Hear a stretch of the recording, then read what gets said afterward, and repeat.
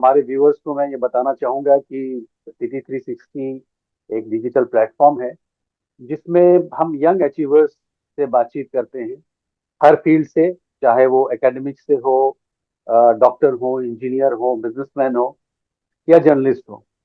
तो आज इस स्टार्टिंग में हम बात करना चाहेंगे शाहबाज से। Thank you Shahbaz for coming to City 360।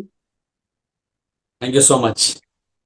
और मैं जानना चाहूँगा, मेरे जो स्टूडेंट्स हैं वो जानना चाहते हैं कि क्या फ्यूचर है जर्नलिज्म के क्लासेस करने के बाद, जॉब्स मिलती है क्या। तो सबसे पहले तो मैं जानना चाहूँगा आपकी जर्नी कैसी रही। जी बताएं। पहले तो आपका बहुत बहुत धन्यवाद मुझे वक्त देने के लिए और अपनी बात रखने के लिए। मैं अपने बारे में बताना चाहूँगा कि मैं तकरीबन पिछले 15 साल से मीडिया इंडस्ट्री से जुड़ा हुआ हूँ और मैंने बड़े बड़े चैनल्स में काम किया है, फिर चाहे वो नेटवर्क 18 हो, जी हो, इंडियन न्यूज़ हो। तो कई बड़े चैनल्स में काम किया है, लेकिन इसके साथ साथ मैंने छोटे चैनल से भी शुरुआत की थी और वहां से पढ़ते पढ़ते मैं आगे पहुंचा हूँ। लेकिन आज के दौर में मीडिया पिछले 15 साल में बहुत कुछ बदल चुका है, तो इसलिए उसके ऊपर भी मैं आऊंगा। मगर पिछले 15 सालों के अंदर मैंने जो एक चीज ऑब्जर्व की है, जो आज की नई पीढ़ी है, नए स्टूडेंट्स हैं, उनको मैं एक बात यही कहना चाहूंगा कि सफलता का एक ही मूल मंत्र है कि लगे रहो, डटे रहो।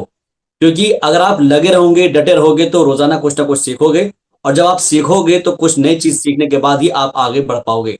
तो मेरा मकसद हमेशा ये रहा है कि जब तक आप कुछ लड़ेंगे नहीं, सीखेंगे नहीं, तब तक आगे कैसे बढ़ेंगे।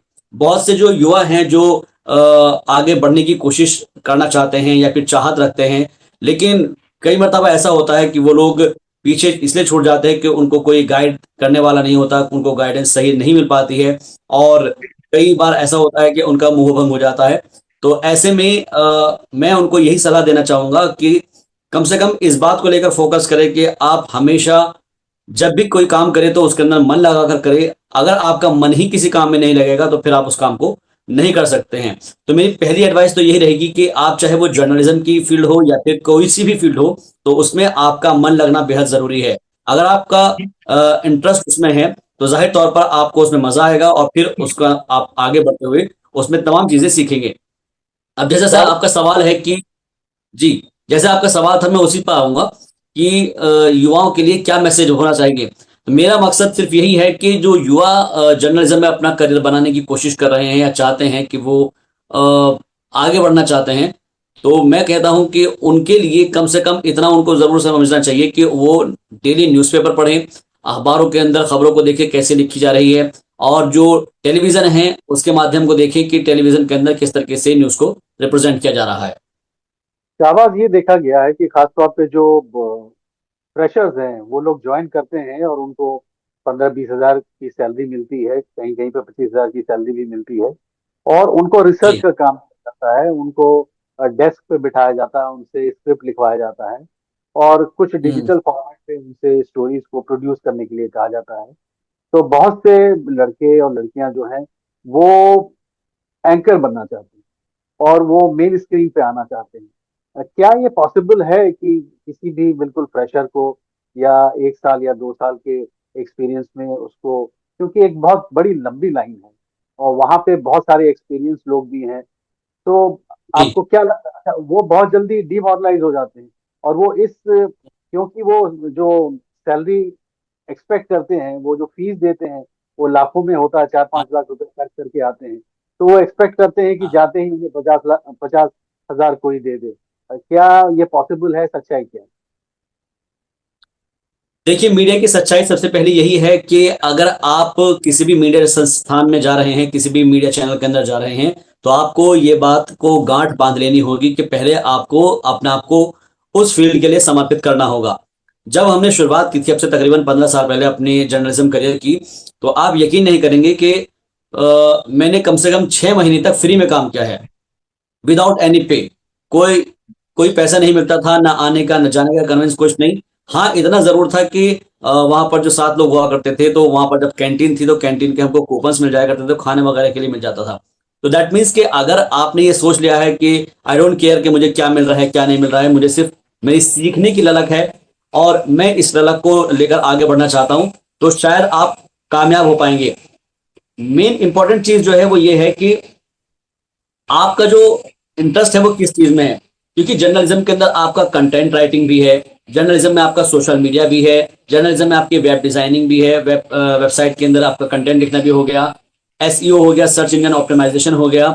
इसके अलावा आपका जो आप स्क्रिप्ट राइटिंग के साथ साथ वॉइस ओवर कर सकते हैं। वॉइस ओवर के अलावा आपका जो एडिटिंग है, ग्राफिक्स है, स्विचिंग है, पीसीआर एमसीआर, मतलब बहुत बड़ी फील्ड है जर्नलिज्म की। उसमें आपका जो भी मेन इंटरेस्ट है, जैसे कि सर आपने बात कही है और सवाल क्या है कि बहुत सारे लोगों का इंटरेस्ट होता है कि वो टीवी पर दिखना चाहते हैं, एंकर बनना चाहते हैं। तो मेरी सजेशन उनको यही है कि जब तक आपकी किसी भी चैप्टर पर कोई कमांड नहीं होगी, किसी टॉपिक पर अगर आपकी कोई कमांड नहीं होगी, तो आप एक सक्सेसफुल एंकर नहीं बन सकते। क्योंकि आप हमेशा इस बात को ध्यान रखिए कि जो भी आपसे बात करने के लिए आ रहा है वो आपसे ज्यादा समझदार है, आपसे ज्यादा नॉलेजेबल है, और उसका तजुर्बा आपसे ज्यादा ही होगा, क्योंकि वो किसी भी फील्ड का मास्टर्स होगा जो आपके पास बात रखने के लिए अपनी आ रहा है। तो एटलीस्ट आपको हर फील्ड की जानकारी होनी चाहिए, या फिर दूसरे अल्फाज में अगर हम कहें तो आपको हरफन मौला होना पड़ेगा। मिसाल के तौर पर अगर कोई ब्रेकिंग न्यूज आ जाती है स्पोर्ट्स से रिलेटेड, और आप कहते हैं कि भाई मेरे को तो स्पोर्ट्स में इंटरेस्ट है नहीं, तो आपको एटलीस्ट इतनी नॉलेज होनी चाहिए कि स्पोर्ट्स का नियम क्या है, स्पोर्ट्स के खिलाड़ी कितने होते हैं, किस टीम का खिलाड़ी खिलाड़ी कौन सा है। या फिर अगर आपको एंटरटेनमेंट का बिल्कुल भी तजुर्बा नहीं है, तो एटलीस्ट आपको पता होना चाहिए कि किस हीरो ने कितनी फिल्में की है, किस सिंगर ने कौन सा गाना गाया है। कहने का मकसद ये है कि किसी भी चीज को समझने के लिए उस फील्ड के अंदर घुसना पड़ेगा। क्योंकि आपने सर देखा है कि जो भी युवा होते हैं उनको लगता है कि जर्नलिज्म जस्ट वन वर्ड है कि एंकर आप आइएगा और बन जाइएगा टीवी पर आकर। तो जर्नलिज्म के अंदर अगर एंकरिंग फील्ड है वो बहुत टफ काम है। बहुत से लोगों को लगता है कि बस आएंगे और बैठकर चले जाएंगे। बट जब आप एक किसी अच्छी डिबेट को कंडक्ट करते हैं तो आपको नॉलेज होना बहुत जरूरी है, क्योंकि आपके सामने जो गेस्ट बैठे हुए हैं वो बहुत ज्यादा समझदार हैं, बहुत ज्यादा जानकार होते हैं, और इसीलिए आपको पढ़कर जाना होगा। और वो पढ़ाई तब हो पाएगी, वो चीजें आपके सामने तब आ पाएगी जब आप एक तरीके से हम देखें तो आपके कंटेंट मजबूत होगा, आपकी जो लेखनी है वो मजबूत होगी, आपका राइटअप अच्छा होगा, आपको जनरल नॉलेज का जो ज्ञान है वो होना चाहिए। इसके साथ साथ जो आपकी डेली की न्यूज है उसका ज्ञान आपको होना चाहिए। और सबसे अहम बात यह है कि आपको कॉन्स्टिट्यूशन का भी ध्यान होना चाहिए, क्योंकि बहुत से लोगों को हम देखते हैं कि जब जर्नलिज्म की बात करते हैं तो कॉन्स्टिट्यूशन को भूल जाते हैं। उनको नहीं पता होता है कि अगर कहीं पर कोई निषेधाज्ञा लगी हुई है, कहीं पर कोई धारा लगी हुई है, तो उसका पालन करने के लिए एसएसपी के पास कौन सी पावर है, डीएम के पास कौन सी पावर है, और लोगों के क्या उसके अंदर राइट्स है। तो बहुत सारी चीजें हैं जिसको आपको एनालिसिस करना होता है। उसके बाद ही आप इन तमाम चीजों को रखते हुए एंकर के पोस्ट पर पहुंच पाते हैं। तो एंकर बनना हर किसी का सपना होता है, लेकिन बहुत से लोगों का सपना इसलिए पूरा नहीं हो पाता क्योंकि लैक ऑफ नॉलेज होती है, और कई बार वो स्क्रीन पर लड़खड़ा जाते हैं, जिसकी वजह से लोग जो भी न्यू कमर्स आते हैं वो थोड़ा सा हताश और निराश हो जाते हैं। आवाज ये देखा गया है कि कई बार न्यूज एंकरिंग के दौरान टेलीप्रॉम्प्टर काम नहीं करता है या वो बंद हो जाता है। ऐसे क्राइसिस सिचुएशन में क्या करना चाहिए और उसकी तैयारी कैसी होगी?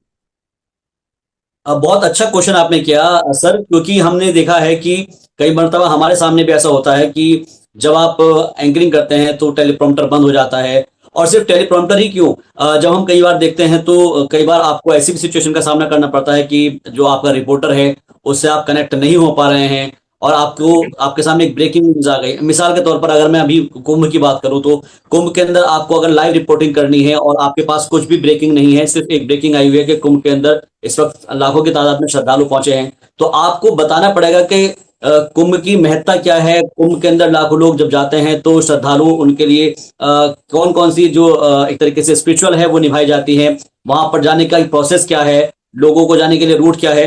तो कुंभ के बारे में आपको पता होना चाहिए कि कितने साल में कुंभ आता है, इसको कौन ऑर्गेनाइज करता है, कितने अखाड़े होते हैं, अखाड़ा क्या होता है, जूना अखाड़ा क्या होता है, महामंडलेश्वर कौन होते हैं।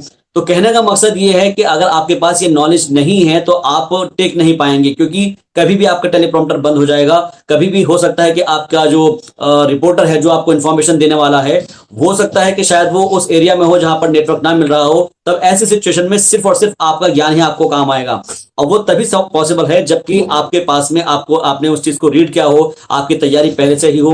और खास तौर पर जब हम देखते हैं, जो आपने भी टेलीप्रॉम्प्टर का जिक्र किया है, तो कई बार ऐसा होता है कि जो आपका जो कंटेंट राइटर होता है वो कई बार कुछ चीजें ह्यूमन एरर के तौर पर गलत लिख देता है।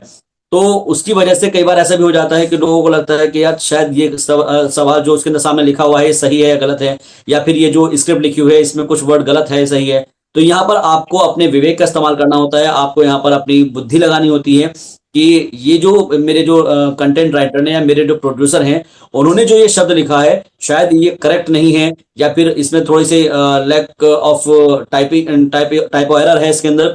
तो जाहिर तौर पर हमको ये चीजें भी समझनी होगी कि एक एंकर का काम होता है कि हर गलती को छुपाना, जो भी गलती हुई है आपके पीछे, क्योंकि पब्लिक जो है या फिर जो व्यूअर है वो सिर्फ और सिर्फ एंकर को जानते हैं, वो नहीं जानते कि उसके पीछे कितनी बड़ी टीम काम कर रही है, उसके पीछे प्रोड्यूसर काम कर रहा है, कंटेंट राइटर काम कर रहा है, वीडियो एडिटर काम कर रहा है, ग्राफिक डिजाइनर काम कर रहा है, पीसीआर काम कर रहा है, साउंड आर्टिस्ट काम कर रहा है, स्विचर काम कर रहा है। तो ये तमाम एक इतनी बड़ी टीम होती है, कैमरामैन काम कर रहा है। तो वो तमाम बड़ी जब टीम होती है तो उसमें एक किसी के भी अगर एरर को आपको छुपाना है तो सारा का सारा एक एंकर को ही छुपाना होता है। आपको दिखाना होता है कि आपका जो सामने आपके जो उसमें एरर आया है तो वो किसी को पता नहीं होना चाहिए। और इसीलिए कहा जाता है कि एंकर के ऊपर बहुत बड़ी जिम्मेदारी होती है, ताकि वो कम से कम ये बता सके कि हाँ मैं किसी भी सिचुएशन को हैंडल करने के लिए सक्षम हूँ। शाबाश, ये देखा गया है कि आजकल बहुत सारे लोग बड़ी तादाद में बड़े बड़े चैनल्स, खासतौर पे मेन स्ट्रीम चैनल्स को वो छोड़ रहे हैं और अपना यूट्यूब चैनल वो लोग बना रहे हैं। जाहिर सी बात है कि आज की तारीख में जो व्यूअर है वो टीवी में अपने प्रोग्राम्स को नहीं देखते हैं। ऑफिस में भी देखा गया है कि टीवी नहीं होता है, और घरों में भी बहुत कम देखा गया है कि टीवी लोग देखते हैं। तो ट्रैवल करने के दौरान गाड़ी में बैठकर या कहीं रेस्टोरेंट में या कहीं पे भी अक्सर ये देखा गया है कि लोग कंटेंट को, न्यूज को अपने मोबाइल फोन पे देखते हैं। तो आपको क्या लगता है कि डिजिटल मीडिया का क्या फ्यूचर है, और डिजिटल मीडिया की तैयारी किस तरीके से करना चाहिए? That's a very important question. अगर आप आज के परसेप्शन में, आज के दौर में अगर देखें तो डिजिटल मीडिया मतलब मैं कहता हूं कि जो मेन स्ट्रीम मीडिया है उससे भी ऊपर आ गया है। और ये बात मैं इसलिए दावे के साथ कह सकता हूं क्योंकि अब बहुत ज्यादा जो चीजें हैं वो बड़े लेवल पर पहुंच गई है। और जाहिर तौर पर जो एक नेशनल चैनल होता है वो छोटी छोटी खबरों को कवर नहीं कर पाता है, कई बार उनको फास्ट न्यूज में निकाल कर ले जाते हैं, कई बार ये कि उनको टिकर और पट्टी में चला दिया जाता है। लेकिन कुछ खबरें ऐसी होती है जिनको आपको एक्सप्लेन करना होता है, जिनके बारे में आपको डीप नॉलेज होनी चाहिए। मैं इसका एक एग्जांपल देकर समझाता हूं कि राजस्थान में एक जमीन है और वहां पर अचानक से वो जमीन फट जाती है, वहां पर एक गड्ढा बनना शुरू हो जाता है। देखने में एक सामान्य सी एक घटना है ये, लेकिन जब आप इसके पीछे रिसर्च करेंगे तो पाएंगे कि इसके पीछे की वजह क्या क्या है, और उसको लेकर कई सारे जो भूवैज्ञानिक है वो वहां पर पहुंच जाते हैं। तो अगर आप एक नॉर्मल बड़े चैनल की बात करें तो बड़ा चैनल उसको सिर्फ इतना बता देगा कि वहां पर एक सड़क में गड्ढा हो गया और लोगों को आने जाने में दिक्कत हो रही है। बट आप उसको अगर बड़े कैनवास पर देखेंगे तो वो एक इतनी बड़ी घटना थी कि वहां पर जो बड़ा गड्ढा हो गया है उसके पीछे लोगों की वजह क्या है, लोग वहां पर जाकर सेल्फी खींच रहे हैं। और वो सिर्फ इतना नहीं, कई कई मीटर्स के अंदर वो बड़ा गड्ढा जब बन जाता है तो लोगों के लिए एक तरीके से उत्सुकता का सबब बन जाता है, लोग जानना चाहते हैं, उनकी क्यूरियोसिटी जग जाती है। और यही क्यूरियोसिटी जो है वो सोशल मीडिया वायरल के तौर पर बदल जाती है। मिसाल के तौर पर जब हम इस चीज को देखते हैं तो लोग तो कहते हैं कि भाई इसके हुआ क्यों है, इसके पीछे की वजह क्या है, यहाँ पर जो कंस्ट्रक्शन का काम है वो सही नहीं हो रखा है, या इसके पीछे कोई दैवीय शक्ति है, या इसके पीछे कोई तरह का एलियन है। तमाम तरह तरह के लोगों की जो क्यूरियोसिटी बढ़ने शुरू हो जाती है तो उसको सोशल मीडिया के जरिए आपको समझाना होता है ग्राउंड पर जाकर कि देखिए ऐसा कुछ नहीं है, यहाँ पर ये कंस्ट्रक्शन में प्रॉब्लम थी और इसकी वजह से यहाँ पर ये गड्ढा हो गया था। अब जो विभाग है, पीडब्ल्यूडी है, इसकी मरम्मत करा रहा है। तो कहने का मकसद ये है कि जब डिजिटल मीडिया के अंदर आप जाएंगे तो डिजिटल मीडिया जो है उसका कैनवास बहुत बड़ा है। चाहे वो आप वेबसाइट की बात कर ले, चाहे आप जो सोशल मीडिया प्लेटफॉर्म है उसकी बात कर लें। और साथ ही साथ हम देखते हैं कि डिजिटल मीडिया को इसलिए भी और ज्यादा फरोग दिया जा रहा है, इसलिए उसको आगे बढ़ाया जा रहा है। उसके पीछे की सबसे बड़ी वजह एक ये भी है कि आज के वक्त में हर किसी के मोबाइल में इंटरनेट का एक्सेस है, हर किसी के हाथ में मोबाइल है और किसी के पास भी वक्त नहीं है। तो जब उसका मन कर रहा है तब वो अपने न्यूज देख रहा है और जो उसका इंटरेस्ट है वो देख पा रहा है। बट टीवी में ऐसा नहीं है, टीवी के अंदर लिमिटेड चीजें हैं और टीवी का टाइमिंग एक बंधा हुआ है, और सोशल मीडिया का टाइमिंग क्योंकि बंधा हुआ नहीं है। इसीलिए मुझे लगता है कि जो आज की जो नौजवान पीढ़ी है, जो युवा पीढ़ी है, उनको डिजिटल जो जर्नलिज्म है उसकी तरफ बढ़ना बेहद जरूरी है, क्योंकि डिजिटल जर्नलिज्म आपको एक दायरा आपका बड़ा करता है और लोगों तक पहुंचने के लिए आपका सबसे बेहतर जरिया डिजिटल जर्नलिज्म है। प्रेस फ्रीडम इंडेक्स में अगर देखा जाए तो हिंदुस्तान का जो रैंक है वो बहुत नीचे है। हम्म। आपको क्या लगता है कि जितने भी मेन स्ट्रीम मीडिया है उसमें लोगों से रिलेटेड इश्यूज को क्या दिखाया जाता है? क्या लोगों के मसलों पे चर्चाएं होती है, या सिर्फ एजेंडा के तहत खबरों को दिखाया जाता देखिए, कुछ चीजें ऐसी होती है कि जो एजेंडे के तहत होती है और कुछ चीजें ऐसी होती है कि जो वाकई में सच होती है। अगर हम किसी एक को टारगेट करके ये कह दें कि नहीं, ये जो टीवी चैनल है या फिर ये जो न्यूज चैनल है वो एजेंडे के तहत कर रहा है, तो ये सरासर बेईमानी होगी। अगर आप जर्नलिज्म कर रहे हैं तो उसमें आपको ये समझना होगा कि व्हाट इज राइट और व्हाट इज रॉन्ग। क्योंकि अगर आप किसी चीज को देख रहे हैं तो उसके पीछे का फैक्ट आपको तलाश करना होगा, चाहे वो सोशल मीडिया हो या फिर आपका जो मेन स्ट्रीम मीडिया हो। क्योंकि जब तक आप तथ्यों पर बात नहीं करेंगे, जब तक आप फैक्ट्स पर बात नहीं करेंगे, तब तक समझिएगा कि लोग आपकी बातों को सीरियसली नहीं लेंगे। मिसाल के तौर पर अगर आप बात करते हैं इंडियन इकोनॉमी की, तो उसके पीछे लोग बात करेंगे कि हाँ, हम लोग जो है 5 ट्रिलियन इकोनॉमी बनने की दिशा में आगे बढ़ रहे हैं। बट जब उसके ग्राउंड की बात करेंगे आप, तो लोगों की जॉब्स के ऊपर बात आपको करनी होगी, लोगों के बिजनेस के ऊपर आपकी बात करनी होगी, लोगों को कितना रोजगार मिल रहा है, है? कितने प्रेस ज्यादा फ्रीडम स्किल को लेकर डेवलपमेंट हो के, रहे हैं। प्रेस की तो जब आजादी तक को लेकर के, क्योंकि जब तक जर्नलिस्ट सच नहीं बोलता तब तक उसकी क्रेडिबिलिटी नहीं बनती। और जब क्रेडिबिलिटी नहीं बनती तो उसकी व्यूअरशिप डाउन होता है, टीआरपी भी गिरता है। और जाहिर सी बात है, जब टीआरपी गिरता है तो आपको ऐड भी नहीं मिलता, आपको बिजनेस भी नहीं मिलता, और कुल मिलाकर के धीरे धीरे आपका चैनल भी बंद हो जाता है। ऐसे बहुत सारे चैनल खुले और बंद भी हो गए। तो आपको क्या जी। लगता है, जहाँ तक सवाल है क्रेडिबिलिटी का, रिपोर्टर की जो क्रेडिबिलिटी थी आज से 20 साल पहले, आज वो नहीं है। लोग हम्म। शक से एक एक डाउट की निगाह से देखते हैं एक जर्नलिस्ट को। आपका क्या कहना हम्म।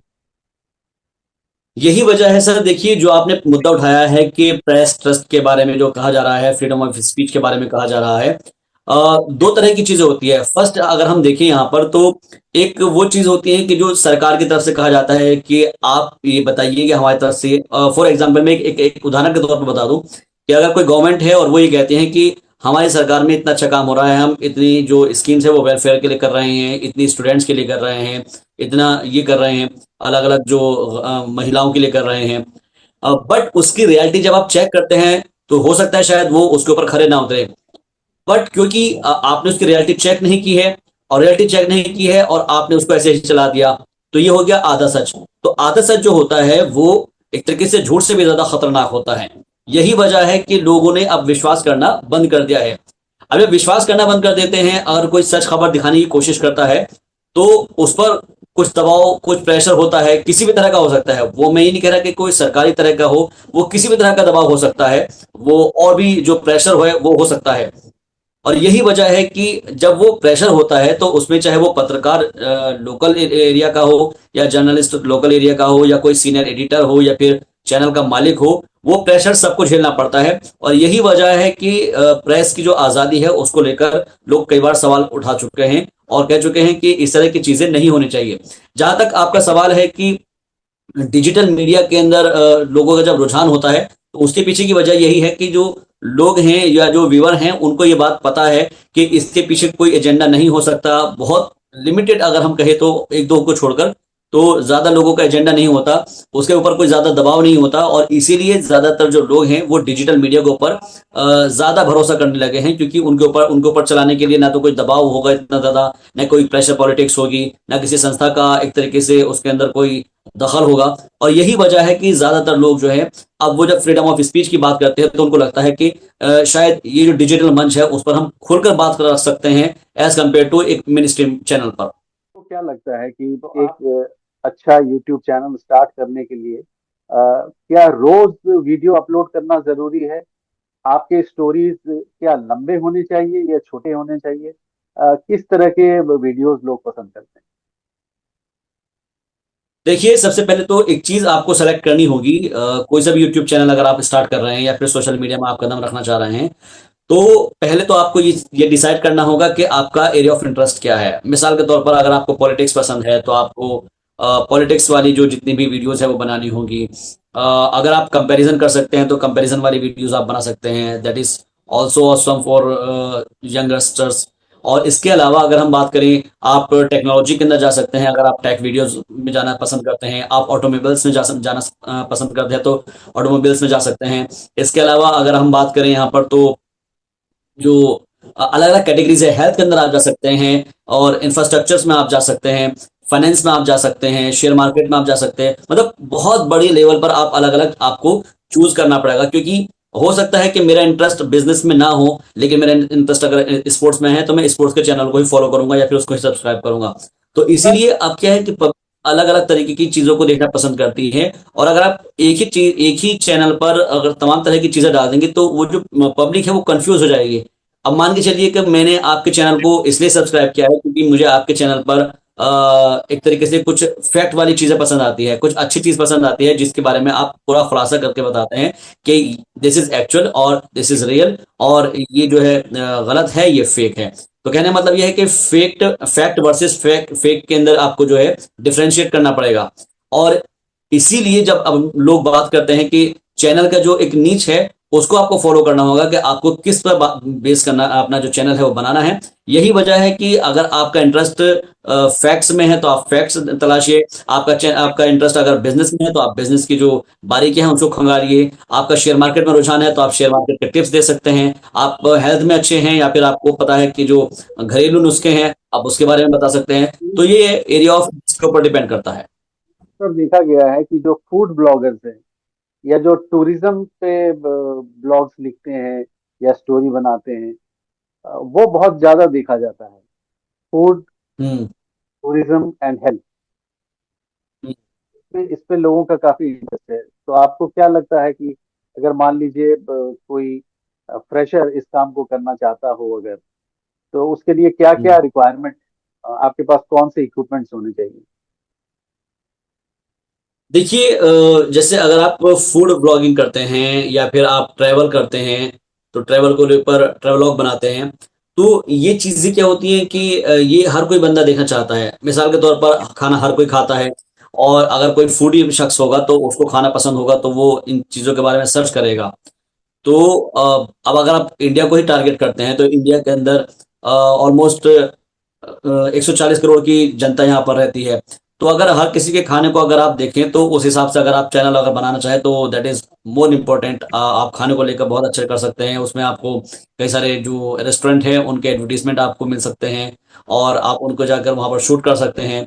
इसके अलावा ट्रेवलॉग जो होते हैं वो भी काफी अच्छे होते हैं, टूर एंड ट्रेवल्स की तरफ से उनको प्रमोट भी किया जाता है, और साथ ही साथ आपको घूमने का भी मौका मिलेगा। तो जिस तरह से आपका जो शौक है, चाहे वो आपका घूमने का शौक है, चाहे वो आपका एक तरीके से खाने का शौक है, वो आप अपने करियर में उसको तब्दील कर सकते हैं। हाँ, ये बात अलग है कि आपको उसकी नॉलेज पूरी होनी चाहिए, क्योंकि अगर आपको पूरी नॉलेज नहीं होगी और अगर आप आधी अधूरी नॉलेज देंगे तो पब्लिक एक या दो बार आपको देख लेगी, लेकिन तीसरी बार आपको आपके यहाँ से वो एग्जिट कर जाएगी। मिसाल के तौर पर अगर आपने एक किसी खाने का रिव्यू कर रहे हैं तो आप उसके अंदर सच्चाई बताइए, ना कि ये कि किसी के भी खाने को आपने बता दिया कि हाँ ये बहुत अच्छा है, that is very good, that is very tasty. तो वो हो सकता है कि शायद आपकी बात सुनकर कोई व्यूवर वहां पर पहुंच जाए, बट जब वहां पर जाकर उसको अगर टेस्ट पसंद नहीं आएगा तो वो सबसे पहले काम यही करेगा कि आपके चैनल को ब्लॉक करेगा, आपकी वीडियोस को वहां से डिलीट करेगा, आपके लिंक को जो है अनलाइक करेगा। तो कहने का मकसद यह है कि जब तक आप राइट इन्फॉर्मेशन नहीं देंगे तब तक आप सरवाइव नहीं कर सकते। आपके पास इक्विपमेंट क्या होना चाहिए रिकॉर्डिंग से के सिलसिले में या एडिटिंग के सिलसिले में? बेसिक इक्विपमेंट्स क्या होने चाहिए आपके पास? कौन सा कैमरा होना चाहिए या कौन सा मोबाइल फोन होना चाहिए, या ऑडियो रिकॉर्ड करने के लिए क्या होना चाहिए? एडिटिंग आप किस सॉफ्टवेयर पे करेंगे? बहुत ब्रीफली इसे बता दें। हाँ, देखिए, ये जो चीजें होती हैं हर किसी का अपना अपना बजट होता है। हर कोई इतने संपन्न परिवार से नहीं